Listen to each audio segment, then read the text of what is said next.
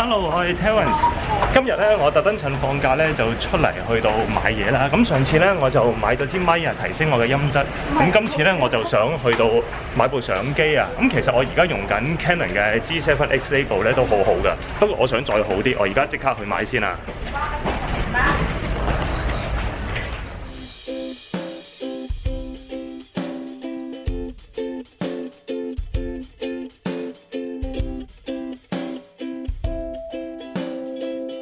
其實咧，我部 G7X 咧係好靚嘅，啲畫面我係好滿意㗎。不過咧，佢有陣時個對焦咧係差少少啊。佢有陣時喺啲低光嘅情況之下咧，佢對焦會即係有陣時好似即係叫做拉風箱咁樣啊，前後咁樣喐啊。咁呢個就爭啲啦。咁同埋我自己喺室內咧，其實都啲光線都唔係好夠。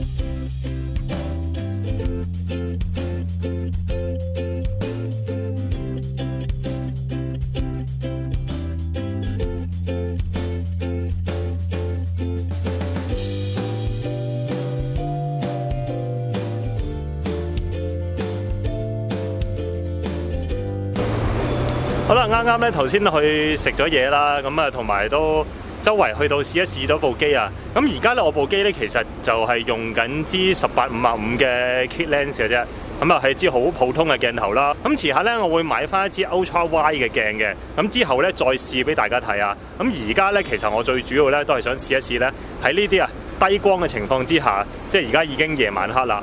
咁暗暗地咧，其實都 OK 嘅，我見到都靚嘅。咁同埋個 ISO 咧，而家應該都推得幾高下㗎啦。但係啲 noise 都唔係好大啊，我見到應該都唔錯㗎。